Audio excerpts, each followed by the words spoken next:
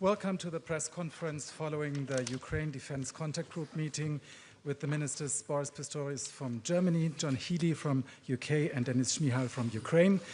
After the statements, we'll have time for a few questions, and we'll start with Minister Pistorius.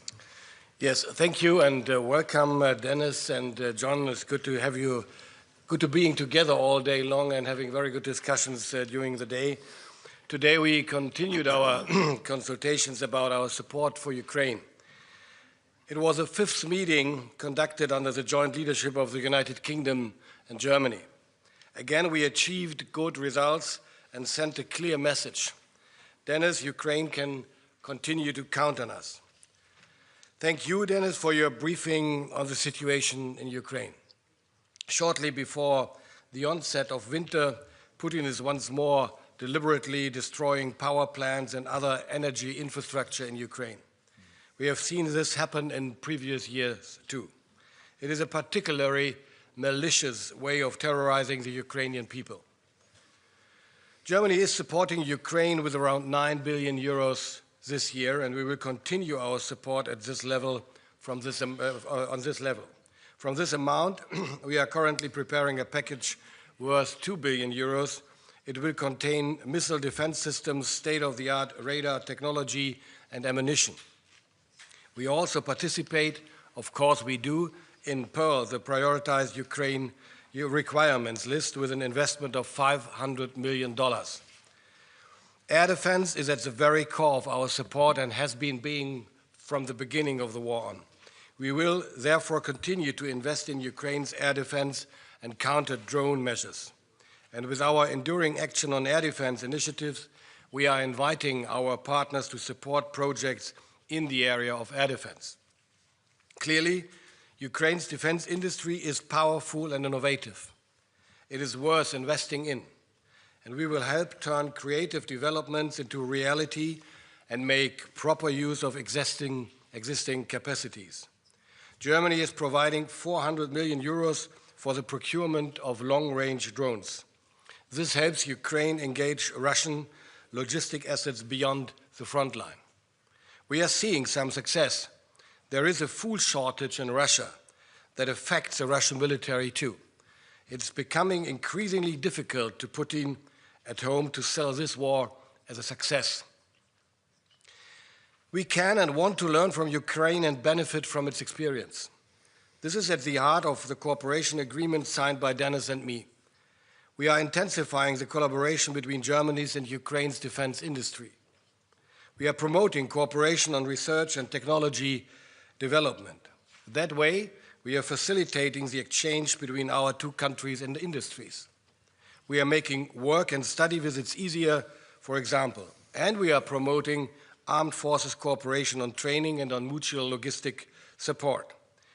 While this supports Ukraine, the knowledge and technology transfer strengthens our own defense capabilities as well. We are also launching a modernization initiative. Its aim is to increase the combat power and the service life of the land systems we already deliver to Ukraine. Major combat systems such as main battle tanks and infantry fighting vehicles are to be upgraded to comply with the latest standards. Those include new guns and innovative sensors. The upgrades will primarily be conducted in the existing maintenance in Ukraine. Ukraine's defense industry will be, of course, involved in this. This will be an investment in the long-term build-up of Ukraine's armed forces, and this means it will last even after a potential ceasefire. John, Denis, thank you for your very close cooperation. Close coordination with partners does make a difference. We continue to stand firmly by Ukraine. Thank you. Thank you. Thank you. Good afternoon, everyone. Today, over 50 nations came together in the Ukraine Defence Contact Group, a powerful demonstration of our broad and enduring support for Ukraine and their fight. Our mission remains as strong and as clear as ever. First, to ensure that Ukraine's armed forces have what they need to fight. Second, to work to secure peace for tomorrow. And third, to stand ready to step up still further. But until peace comes, Ukrainians, both military and civilians alike, continue to fight with huge courage. So our determination must match their defiance. Our support must match Putin's escalation, and our role as nations within the UDCG is to guarantee Ukraine's strength. In the last 8 months, in that period that Boris and I, Germany and the UK, have taken over the leadership and chair of the UDCG, the group has successfully raised pledges of over £50 billion for military aid to support Ukraine. For our part in the UK, we're spending more in military aid for Ukraine this year than ever before. In the last 6 months, we've delivered 85,000 drones to Ukraine, and Ukraine and the UK continue to deepen our industrial partnership. Through a new agreement that Minister Schmal and I have signed, we will now jointly develop improved interceptor drones and then mass produce them and get them back into Ukraine in the thousands each month. We are ramping up pressure on Putin, both military and economic, and the UK today has confirmed 92 new sanctions on Russia's energy sector, oil companies, and military supply chain. A secure Europe needs a strong Ukraine. But as we discussed at the meeting of defence ministers this morning, we've seen how President Putin's aggression is not confined to Ukraine. Drone incursions into Poland, violations of Estonia's airspace, election interference in Moldova. Deliberate or not, Putin is watching what we do, and he should be in no doubt that if NATO is threatened, we will act. He should be in no doubt we will stand with Ukraine for as long as it takes. Thank you. Minister Schmal. Dear colleagues, Secretary Healey, Minister Pistorius, today we held the 31st Ukraine Defence Contact Group meeting. UDCG remains the most important platform for coordinating international military aid to Ukraine. Dear John, dear Boris, thank you so much for your co-leadership on that platform. Ukraine is committed to peace, but we all understand Russia remains the greatest threat, not only to Ukraine, but also to all of Europe. That's why we held to act together. We need to bold actions to increase pressure on Russia to stop this war. First of all, Ukraine must be strong on the battlefield. The Pearl Initiative is a high-value NATO mechanism that converts allied support into tangible capabilities for Ukraine.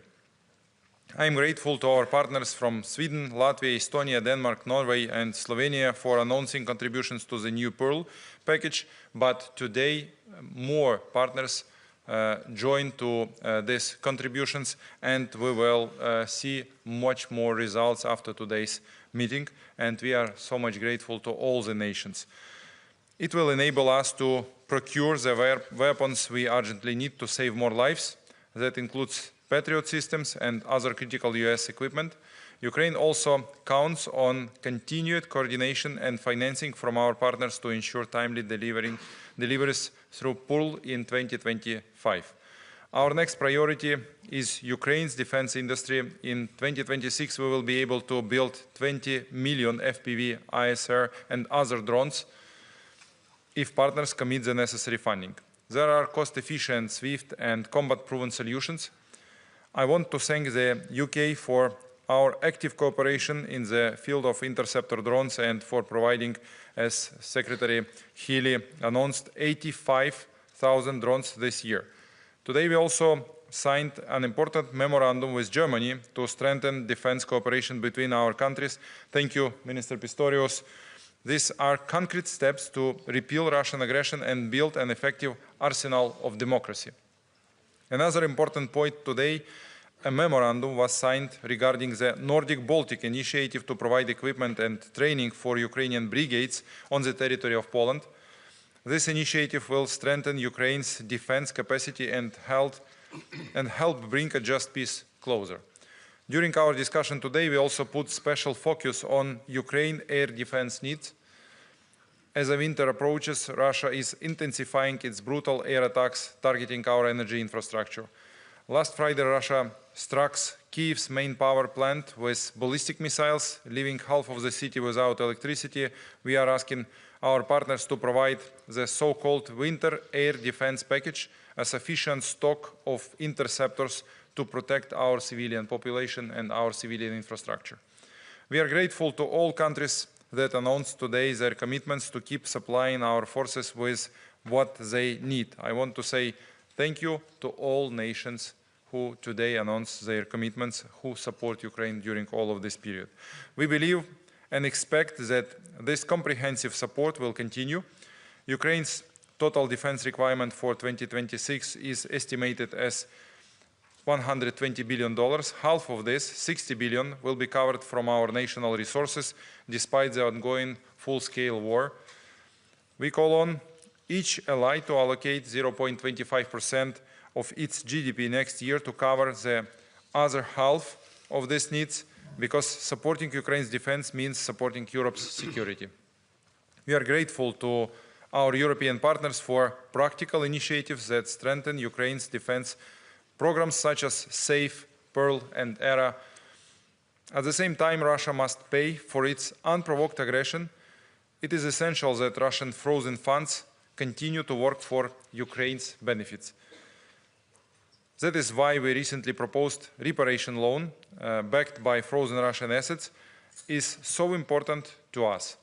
It provides a lawful and sustainable way to finance Ukraine's needs. Ladies and gentlemen, dear friends, colleagues, let me once again express my gratitude to Secretary Healey and Minister Pistorius for organizing this UDCG meeting. Thank you. Thank you, partners, for stepping up your support. Peace in Ukraine must be just, lasting, and protected by international unity. Together, we are working to achieve it in shortest way. Thank you so much. Thank you for the statements. Now we have time for a couple of questions. Mr. Johnny Beale from BBC.